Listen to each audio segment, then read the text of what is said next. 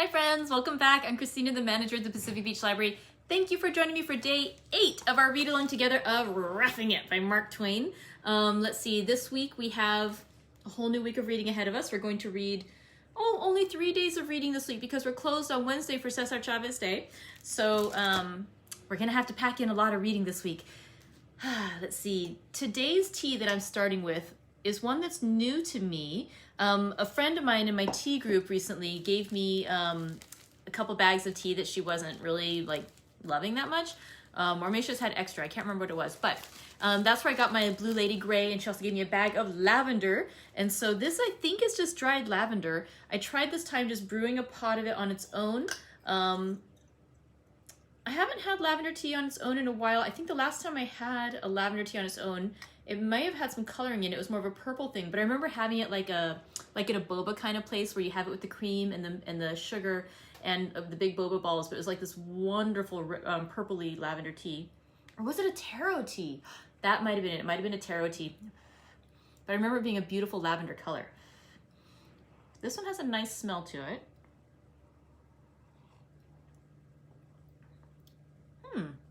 That is nice on its own, just the dried lavender. That's good. I think it might be really fun too to maybe mix a little bit of lavender in with some of my black teas also. I'll have to experiment with that. But yeah, this is a lovely tea. If you have something fun today that you're enjoying, please go ahead and comment. Hello, it's good to see you. Let's see, on Thursday we read 4 chapters together, and it was kind of an interesting mix. A lot of things, we were setting the stage for what's coming today. So starting out, they were talking about their camp that they had made off Lake Tahoe. I think they'd said there were only like 19 people around the entire lake, which is amazing if you think back on it now. Like, to imagine this huge, beautiful blue expanse with so few people around, and them just claiming a bit as their homestead by like knocking down some logs and deciding, sure, that's my fence. Sure, that's my house. So it starts out with Mark Twain and his friend Johnny saying that they had their little area, and they would, they would just go, they were playing around, they'd bathe in the ocean, they would go fishing. They said the water was so clear, it was impossible to judge the depth of the water because it was just so pristine and beautiful that you'd pass over a little stone like far away, but it would look like you were right over it because it was so clear. And he was saying how, they never bothered to sleep in their house. They just camped all around the area, their house. And that one day they were getting ready to have some food, and Mark Twain put on the coffee pot, set a fire, went back to the boat to get the frying pan, and when he came back, he saw that the fire had spread and had galloped over the premises, is how he puts it, and they had burned down the entire area. So there's a little picture of fire at Lake Tahoe. There we go. And so he and his friend Johnny, they did escape with their lives, but the area was just demolished. I mean, there was just, what little had been left of their house was totally gone and burnt away. Their fence was burned away, their house was burned away, and they had no insurance, he says. So the pine forest that they had hoped to, use for logging was also burned away. And so so they decided to leave the area. They had a hairbreadth escape and blood-curdling adventures which will never be recorded in any history. So what were those stories? It made me think a little bit too about that scene where he was talking about like the Mormon stories. He was saying like, and we will stop now. And he's like, why would you stop now? You were about to get to something really interesting. He's not telling us the secret stories.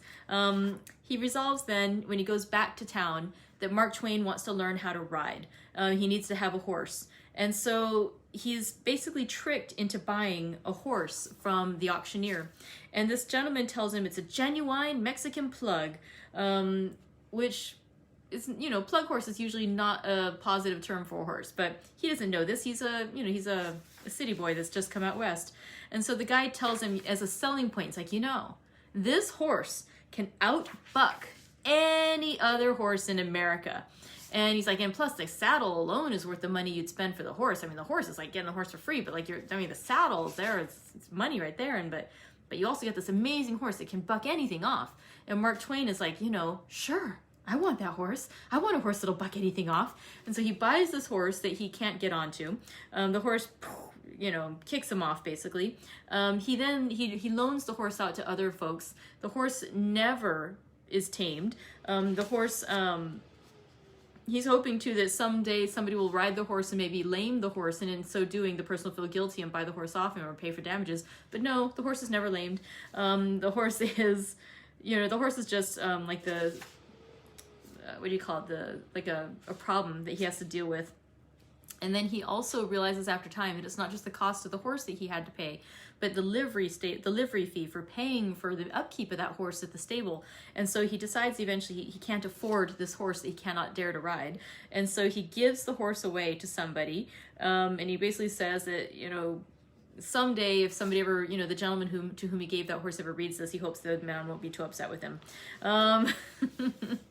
Let's see.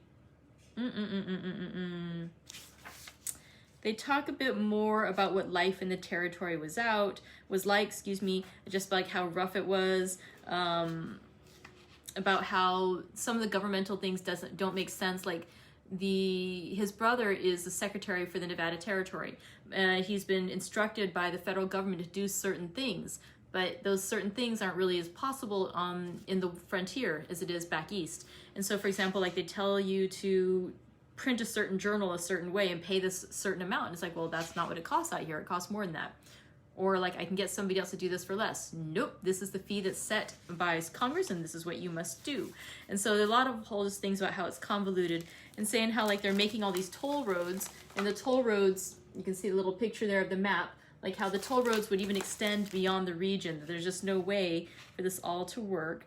But that the area was still thriving because of the silver mines. Now we get into chapter 26, where he talks about the silver fever and prospecting parties, and about how certain mines, they had been seeming like this mine would be good, like the Gold Hill mine. But the Gold Hill mine had been a very popular mine, but now a new mine is getting attention. This new mine is in Humboldt. And so Mark Twain resolves that the four of them, he and some friends, are going to go to Humboldt, and they're going to get ready, and they're going to go, and they're going to make some money. They're going to become rich. We'll see more here if Mark Twain manages to get rich. Will it happen in today's chapter or in readings? Will it happen this week? We'll find out. All right, chapters 27 to chapter 30 are what we're going to read today. And let's go ahead and commence with chapter 27 of Roughing It. Hurry was the word. We wasted no time. Our party consisted of 4 persons, a blacksmith, 60 years of age, 2 young lawyers, and myself.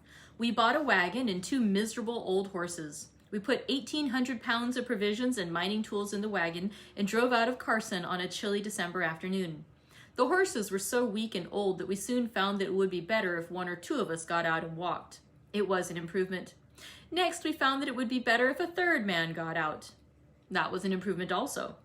It was at this time that I volunteered to drive, although I had never driven a harnessed horse before, and many a man in such a position would have felt fairly excused from such a responsibility. But in a little while it was found that it would be a fine thing if the driver got out and walked also. It was at this time that I resigned the position of driver and never resumed it again. Within the hour, we found that it would not only be better, but was absolutely necessary, that we 4, taking turns, 2 at a time, should put our hands against the end of the wagon and push it through the sand, leaving the feeble horses little to do but keep out of the way and hold up the tongue. Perhaps it is well for one of us to know his fate at first and get reconciled to it. We had learned ours in one afternoon. It was plain that we had to walk through the sand and shove that wagon and those 2 horses 200 miles. So we accepted the situation, and from that time forth we never rode. More than that, we stood regular and nearly constant watches, pushing up behind. We made 7 miles and camped in the desert. Young Claggett, now member of Congress from Montana, unharnessed and fed and watered the horses. Oliphant and I cut sagebrush, built the fire, and brought water to cook with, and old Mr. Ballou, the blacksmith, did the cooking. This division of labor and this appointment was adhered to throughout the journey. We had no tent, and so we slept under our blankets in the open plain. We were so tired that we slept soundly. We were 15 days making the trip, 200 miles, 13 rather, for we lay by a couple of days in one place to let the horses rest. We could really have accomplished the journey in 10 days if we had towed the horses behind the wagon, but we did not think of that until it was too late, and so went on shoving the horses in the wagon, too, when we might have saved half the labor. Parties who met us occasionally advised us to put the horses in the wagon, but Mr. Ballou, through whose ironclad earnestness no sarcasm could pierce, said that that would not do, because the provisions were exposed and would suffer, the horses being bituminous from long deprivation. The reader will excuse me from translating. What Mr. Ballou customarily meant when he used a long word was a secret between himself and his Maker. He was one of the best and kindest-hearted men that ever graced a humble sphere of life. He was gentleness and simplicity itself, and unselfishness too. Although he was more than twice as old as the eldest of us, he never gave himself any airs, privileges, or exemptions on that account. He did a young man's share of the work, and did his share of conversing and entertaining from the general standpoint of any age, not from the arrogant, overawing summit height of 60 years. His one striking peculiarity was his Partingtonian fashion of loving and using big words for their own sakes, and independent of any bearing they might have upon the thought he was proposing to convey. He always let his ponderous syllables fall with an easy unconsciousness that left them wholly without offensiveness. In truth, his air was so natural and so simple that one was always catching himself accepting his stately sentences as meaning something when they really meant nothing in the world. If a word was long and grand and resonant, that was sufficient to win the old man's love, and he would drop that word into the most out-of-the-way place in a sentence or a subject and be as pleased with it as if it were perfectly luminous with meaning. We four always spread our common stock of blankets together on the frozen ground and slept side by side, and finding that our foolish, long-legged hound pup had a deal of animal heat in him, Oliphant got to admitting him to the bed, between himself and Mr. Ballou, hugging the dog's warm back to his breast and finding great comfort in it. But in the night, the pup would get stretchy and brace his feet against the old man's back and shove, grunting complacently the while. And now and then, being warm and snug, grateful and happy, he would paw the old man's back, simply in excess of comfort. And at yet other times he would dream of the chase, and in his sleep tug at the old man's back hair and bark in his ear. The old gentleman complained mildly about these familiarities at last, and when he got through with his statement, he said that such a dog as that was not a proper animal to admit to bed with tired men, because he was so meretricious in his movements and so organic in his emotions. We turned the dog out. It was a hard, wearing, toilsome journey, but it had its bright side, for after each day was done and our wolfish hunger appeased with the hot supper of fried bacon, bread, molasses, and black coffee, the pipe smoking, song singing, and yarn spinning around the evening campfire in the still solitudes of the desert was a happy, carefree sort of recreation that seemed the very summit and culmination of earthly luxury. It was a kind of life that has a potent charm for all men, whether city or country bred. We are descended from desert lounging Arabs, and countless ages of growth toward perfect civilization have failed to root out of us the nomadic instinct. We all confess to a gratified thrill at the thought of camping out. Once we made 25 miles in a day, and once we made 40 miles through the great American desert, and 10 miles beyond, 50 in all, in 23 hours, without halting to eat, drink, or rest. To stretch out and go to sleep, even on stony and frozen ground, after pushing a wagon and 2 horses 50 miles, is a delight so supreme that for the moment it almost seems cheap at the price. We camped 2 days in the neighborhood of the sink of the Humboldt. We tried to use the strong alkaline water of the sink, but it would not answer. It was like drinking lye, and not weak lye either. It left a taste in the mouth, bitter and every way execrable, and a burning in the stomach that was very uncomfortable. We put molasses in it, but that helped it very little. We added a pickle, yet the alkali was the prominent taste, and so it was unfit for drinking. The coffee we made of this water was the meanest compound man has yet invented. It was really viler to the taste than the unameliorated water itself. Mr. Ballou, being the architect and builder of the beverage, felt constrained to endorse and uphold it, and so drank half a cup, by little sips, making shift to praise it faintly the while, but finally threw out the remainder and said frankly that it was too technical for him. But presently we found a spring of fresh water, convenient, and then, with nothing to mar our enjoyment and no stragglers to interrupt it, we entered into our rest. And now chapter 28. After leaving the sink, we traveled along the Humboldt River a little way. People accustomed to the monster mile-wide Mississippi grow accustomed to associating the term river with a high degree of watery grandeur. Consequently, such people feel rather disappointed when they stand on the shores of the Humboldt or the Carson and find that a river in Nevada is a sickly rivulet which is just the counterpart of the Erie Canal in all respects, save that the canal is twice as long and 4 times as deep. One of the pleasantest and most invigorating exercises one can contrive is to run and jump across the Humboldt River till he is overheated, and then drink it dry. On the 15th day, we completed our march of 200 miles and entered Unionville, Humboldt County, in the midst of a driving snowstorm. Unionville consisted of 11 cabins and a liberty pole.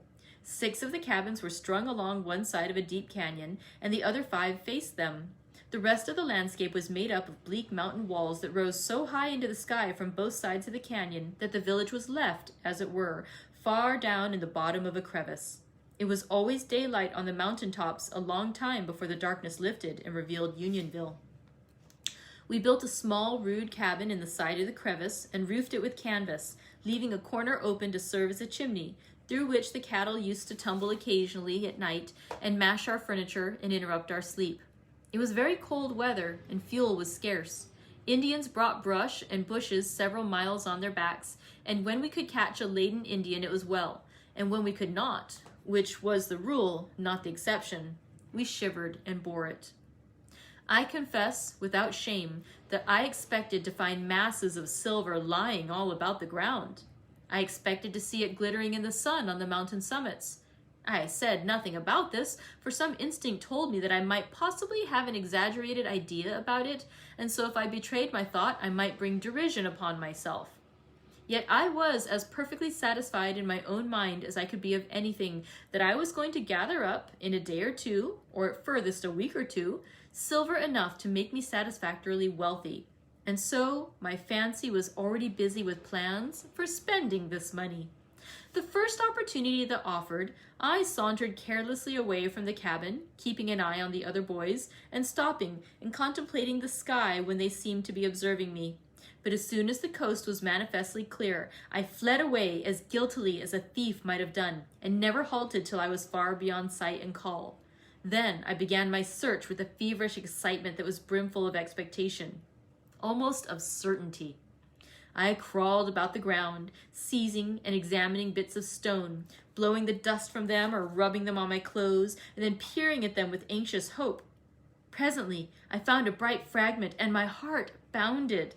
I hid behind a boulder and polished it and scrutinized it with a nervous eagerness and a delight that was more pronounced than absolute certainty itself could have afforded. The more I examined the fragment, the more I was convinced that I had found the door to fortune. I marked the spot and carried away my specimen. Up and down the rugged mountainside I searched with always increasing interest and always augmenting gratitude that I had come to Humboldt and come in time. Of all the experiences of my life, this secret search among the hidden treasures of Silverland was the nearest to unmarred ecstasy. It was a delirious revel. By and by, in the bed of a shallow rivulet, I found a deposit of shining yellow scales, and my breath almost forsook me. A gold mine, and in my simplicity I had been content with vulgar silver? Oh, I was so excited that I half believed my overwrought imagination was deceiving me. Then a fear came upon me that people might be observing me and would guess my secret. Moved by this thought, I made a circuit of the place and ascended a knoll to reconnoiter. Solitude. No creature was near. And then I returned to my mine, fortifying myself against possible disappointment, but my fears were groundless. The shining scales were still there. I set about scooping them out, and for an hour I toiled down the windings of the stream and robbed its bed. But at last, the descending sun warned me to give up the quest, and I turned homeward, laden with wealth. As I walked along, I could not help smiling at the thought of my being so excited over my fragment of silver when a nobler metal was almost under my nose. In this little time, the former had so fallen in my estimation that once or twice I was on the point of throwing it away. The boys were as hungry as usual, but I could eat nothing. Neither could I talk. I was full of dreams and far away. Their conversation interrupted the flow of my fancy somewhat, and annoyed me a little too. I despised the sordid and commonplace things they talked about. But as they proceeded, it began to amuse me. It grew to be rare fun to hear them planning their poor little economies and sighing over possible privations and distresses when a gold mine, all our own, lay within sight of the cabin, and I could point it out at any moment. Smothered hilarity began to oppress me presently. It was hard to resist the impulse to burst out with exultation and reveal everything. But I did resist. I said within myself that I would filter the great news through my lips calmly and be serene as a summer morning while I watched its effect in their faces. I said, "Where have you all been?" "Prospecting." "What did you find?" "Nothing." "Nothing? What do you think of the country?" "Can't tell yet," said Mr. Ballou, who was an old gold miner and had likewise had considerable experience among the silver mines. "Well, haven't you formed any sort of opinion?" "Yes, a sort of a one. It's fair enough here, maybe, but overrated. $7,000 ledges are scarce, though.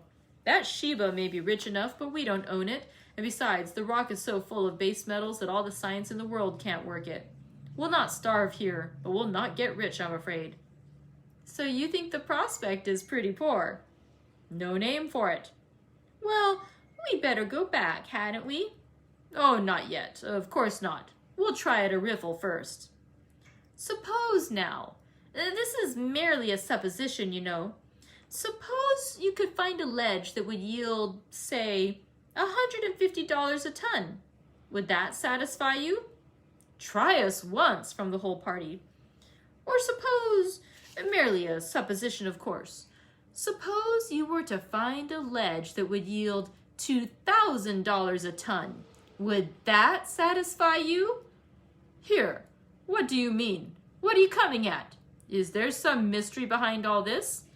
"Oh, never mind. I am not saying anything. You know perfectly well there are no rich mines here. Of course you do, because you have been around and examined for yourselves. Anybody would know that had been around.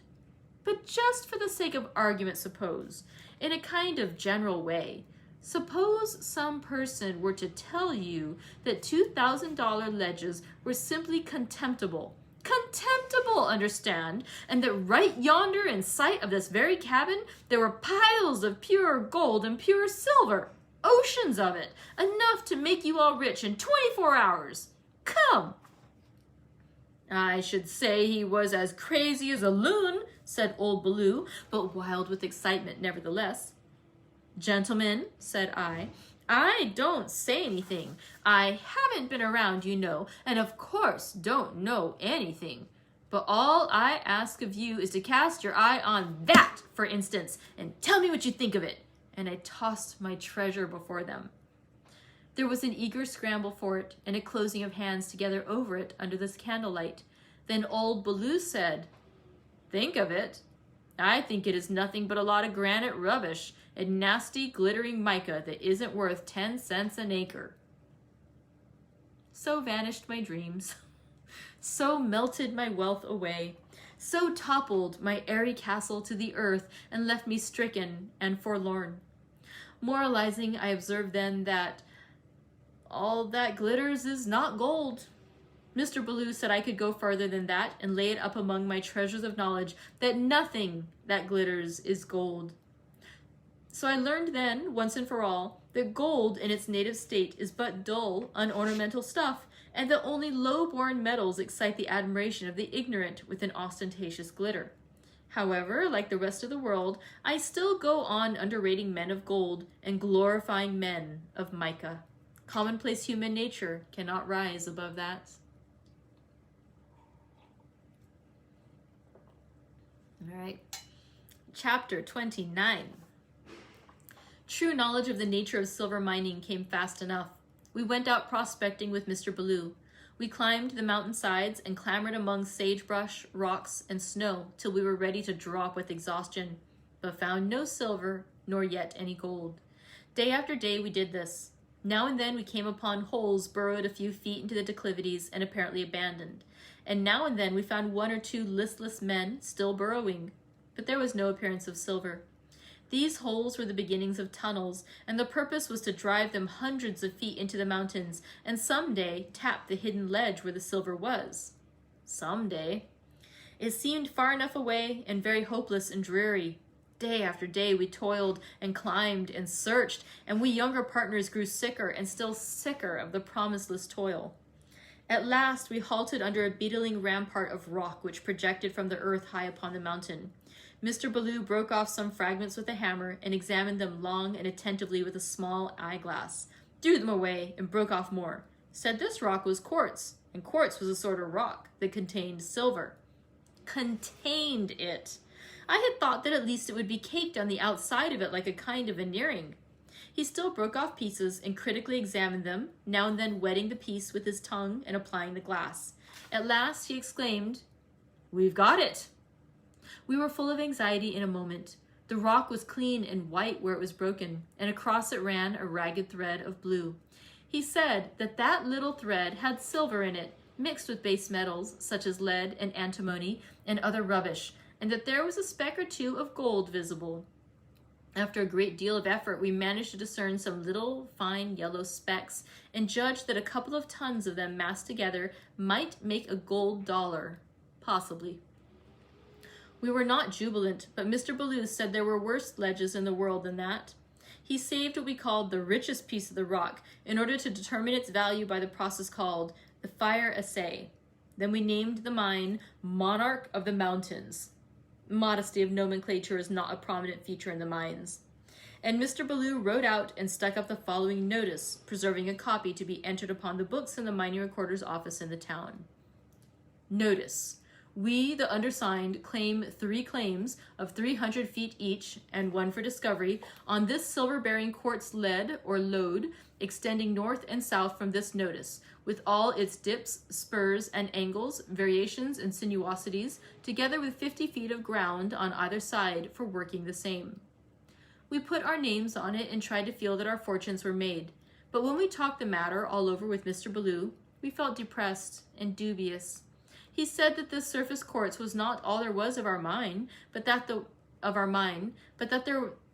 wall or ledge of the rock called the Monarch of the Mountains extended down hundreds and hundreds of feet into the earth. He illustrated by saying it was like a curbstone and maintained a nearly uniform thickness, say 20 feet, away down into the bowels of the earth, and was perfectly distinct from the casing rock on each side of it, and that it kept to itself and maintained its distinctive character always, no matter how deep it extended into the earth, or how far it stretched itself through and across the hills and valleys. He said it might be a mile deep and 10 miles long for all we knew, and that wherever we bored into it above ground or below, we would find gold and silver in it, but no gold or silver in the meaner rock it was cased between. And he said that down in the great depths of the ledge was its richness, and the deeper it went, the richer it grew. Therefore, instead of working here on the surface, we must either bore down into the rock with a shaft till we came to where it was rich, say 100 feet or so, or else we must go down into the valley and bore a long tunnel into the mountainside and tap the ledge far under the earth. To do either was plainly the labor of months, for we could blast and bore only a few feet a day, some 5 or 6. But this was not all. He said that after we got the ore out, it must be hauled in wagons to a distant silver mill, ground up, and the silver extracted by a tedious and costly process. Our fortune seemed a century away. But we went to work. We decided to sink a shaft. So for a week we climbed the mountain, laden with picks, drills, gads, crowbars, shovels, cans of blasting powder, and coils of fuse, and strove with might and main. At first, the rock was broken and loose, and we dug it up with picks and threw it out with shovels, and the hole progressed very well.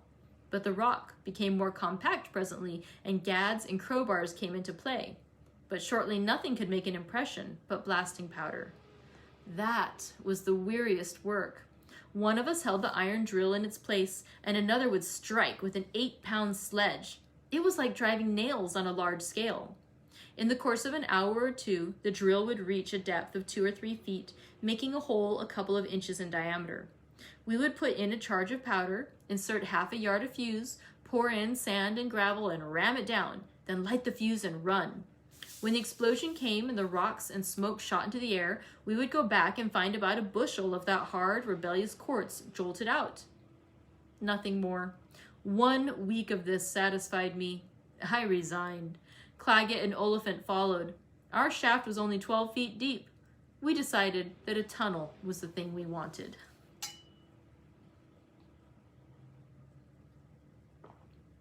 So we went down the mountainside and worked a week, at the end of which time we had blasted a tunnel about deep enough to hide a hogshead in, and judged that about 900 feet more of it would reach the ledge. I resigned again, and the other boys only held out 1 day longer. We decided that a tunnel was not what we wanted. We wanted a ledge that was already developed. There were none in the camp. We dropped the Monarch for the time being. Meantime, the camp was filling up with people, and there was a constantly growing excitement about our Humboldt mines. We fell victims to the epidemic and strained every nerve to acquire more feet. We prospected and took up new claims, put notices on them, and gave them grandiloquent names. We traded some of our feet for feet in other people's claims. In a little while, we owned largely in the Gray Eagle, the Columbiana, the Branch Mint, the Maria Jane, the Universe, the Root Hog or Die, the Samson and Delilah, the Treasure Trove, the Golconda, the Sultana, the Boomerang, the Great Republic, the Grand Mogul, and 50 other mines that had never been molested by a shovel or scratched with a pick. We had not less than 30,000 feet apiece in the richest mines on earth, as the frenzied Cant phrased it, and were in debt to the butcher. We were stark mad with excitement, drunk with happiness, smothered under mountains of prospective wealth, arrogantly compassionate toward the plodding millions who knew not our marvelous canyon. But our credit was not good at the grocer's. It was the strangest phase of life one can imagine. It was a beggar's revel. There was nothing doing in the district, no mining, no milling, no productive effort, no income, and not enough money in the entire camp to buy a corner lot in an eastern village hardly. And yet a stranger would have supposed he was walking among bloated millionaires. Prospecting parties swarmed out of town with the first flush of dawn and swarmed in again at nightfall, laden with spoil. Rocks. Nothing but rocks. Every man's pockets were full of them. The floor of his cabin was littered with them. They were disposed in labeled rows on his shelves. And now chapter 30. I met men at every turn who owned from 1,000 to 30,000 feet in undeveloped silver mines, every single foot of which they believed would shortly be worth from $50 to $1,000, and as often as any other way they were men who had not $25 in the world. Every man you met had his new mine to boast of and his specimens ready, and if the opportunity offered, he would infallibly back you into a corner and offer as a favor to you, not to him, to part with just a few feet in the Golden Age or the Sarah Jane or some other unknown stack of croppings for money enough to get a square meal with, as the phrase went. And you were never to reveal that he had made you the offer at such a ruinous price, for it was only out of friendship for you that he was willing to make the sacrifice. Then he would fish a piece of rock out of his pocket, and after looking mysteriously around as if he feared he might be waylaid and robbed if caught with such wealth in his possession, he would dab the rock against his tongue, clap an eyeglass to it, and exclaim, "Look at that! Right there in the red dirt! See it? See the specks of gold and the streak of silver? That's from the Uncle Abe. That's 100,000 tons there's 100,000 tons like that in sight.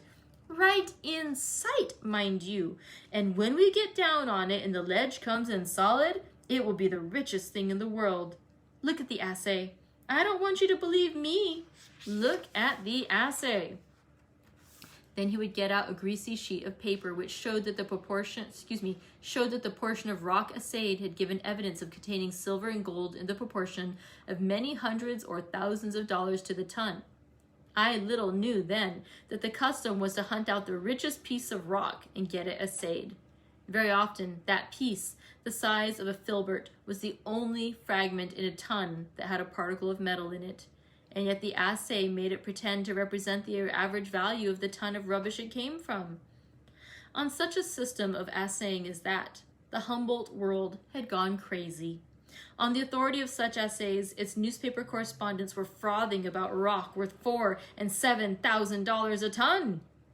And does the reader remember, a few pages back, the calculations of a quoted correspondent whereby the ore is to be mined and shipped all the way to England, the metals extracted, and the gold and silver contents received back by the miners as clear profit, the copper, antimony, and other things in the ore being sufficient to pay all the expenses incurred? Everybody's head was full of such calculations as those, such raving insanity, rather. Few people took work into their calculations, or outlay of money either, except the work and expenditures of other people. We never touched our tunnel or our shaft again. Why? Because we judged that we had learned the real secret of success in silver mining, which was not to mine the silver ourselves by the sweat of our brows and labor of our hands, but to sell the ledges to the dull slaves of toil and let them do the mining. Before leaving Carson, the secretary and I had purchased feet from various Esmeralda stragglers. We had expected immediate returns of bullion, but were only afflicted with regular and consistent assessments instead, demands for money wherewith to develop the said mines. These assessments had grown so oppressive that it seemed necessary to look into the matter personally. Therefore, I projected a pilgrimage to Carson, and thence to Esmeralda. I bought a horse and started, in company with Mr. Ballou and a gentleman named Ollendorf, a Prussian. Not the party who has afflicted so much suffering on the world with his wretched foreign grammars, with their interminable repetitions of questions which never have occurred and are never likely to occur in any conversation among human beings. We rode through a snowstorm for 2 or 3 days and arrived at Honey Lake Smith's, a sort of isolated inn on the Carson River. It was a 2-story log house situated on a small knoll in the midst of the vast basin or desert through which the sickly Carson winds its melancholy way. Close to the house were the Overland stage stables, built of sun-dried bricks. There was not another building within several leagues of the place. Towards sunset, about 20 hay wagons arrived and camped around the house, and all the teamsters came in to supper, a very, very rough set. There were 1 or 2 Overland stage drivers there also, and half a dozen vagabonds and stragglers. Consequently, the house was well crowded. We walked out after supper and visited a small Indian camp in the vicinity. The Indians were in a great hurry about something and were packing up and getting away as fast as they could. In their broken English, they said, "Bye-bye, heap water," and by the help of signs made us understand that in their opinion a flood was coming. The weather was perfectly clear, and this was not the rainy season. There was about a foot of water in the insignificant river, or maybe 2 feet. The stream was not wider than a back alley in a village, and its banks were scarcely higher than a man's head. So where was the flood to come from? We canvassed the subject a while, and then concluded that it was a ruse, and that the Indians had some better reason for leaving in a hurry than fears of a flood at such an exceedingly dry time. At 7 in the evening, we went to bed in the 2nd story, with our clothes on as usual, and all 3 in the same bed, for every available space on the floors, chairs, etc. was in request, and even then there was barely room for the housing of the inn's guests. An hour later, we were awakened by a great turmoil, and springing out of bed, we picked our way nimbly among the ranks of snoring teamsters on the floor, and got to the front windows of the long room. A glance revealed a strange spectacle under the moonlight. The crooked Carson was full to the brim, and its waters were raging and foaming in the wildest way, sweeping around the sharp bends at a furious speed, and bearing on their surface a chaos of logs, brush, and all sorts of rubbish. A depression, where its bed had once been, in other times, was already filling, and in 1 or 2 places the water was beginning to wash over the main bank. Men were flying hither and thither, bringing cattle and wagons close up to the house, for the spot of high ground on which it stood extended only some 30 feet in front and about 100 in the rear.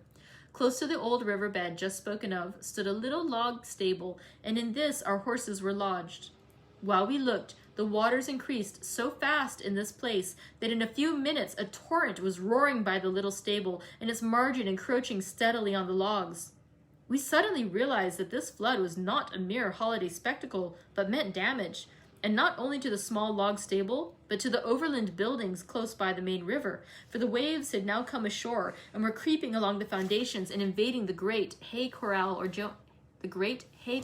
adjoining. We ran down and joined the crowd of excited men and frightened animals. We waded knee-deep into the log stable, unfastened the horses, and waded out almost waist-deep. So fast the waters increased. Then the crowd rushed in a body to the hay corral and began to tumble down the huge stacks of baled hay and roll the bales up on the high grounds by the house. Meanwhile, it was discovered that Owens, an overland driver, was missing, and a man ran to the large stable and, wading in, boot-top deep, discovered him asleep in his bed, awoke him, and waded out again. But Owens was drowsy and resumed his nap. But only for a minute or two, for presently he turned in his bed, his hand dropped over the side and came in contact with the cold water. It was up level with the mattress. He waded out, breast deep almost, and the next moment the sunburned bricks melted down like sugar, and the big building crumbled to a ruin and was washed away in a twinkling. At 11 o'clock, only the roof of the little log stable was out of water, and our inn was on the island in mid-ocean. As fast as the eye could reach, in the moonlight, there was no desert visible, but only a level waste of shining water. The Indians were true prophets, but how did they get their information? I am not able to answer the question. We remained cooped up 8 days and nights with that curious crew. Swearing, drinking, and card-playing were the order of the day, and occasionally a fight was thrown in for variety. Dirt and vermin, but let us forget those features. Their profusion is simply inconceivable. It is better that they remain so. There were two men, however, this chapter is long enough. Oh. I kind of want to read one more chapter, but no, the next chapter is really long, so I think we're going to call it quits for today. We'll come back tomorrow to read 4 more chapters. Ooh, that's really tempting to continue that chapter. I want to know about the two men. So, a nice cliffhanger. Let me just leave you with a picture of the water rising by the stables. They just barely got those horses out, and I am curious about the story he's going to tell tomorrow about the two men. Okay, we'll see you tomorrow. I hope you have a great rest of your day, and I look forward to reading more with you tomorrow from Roughing It by Mark Twain. Hope you have a great rest of your day, friends. Bye.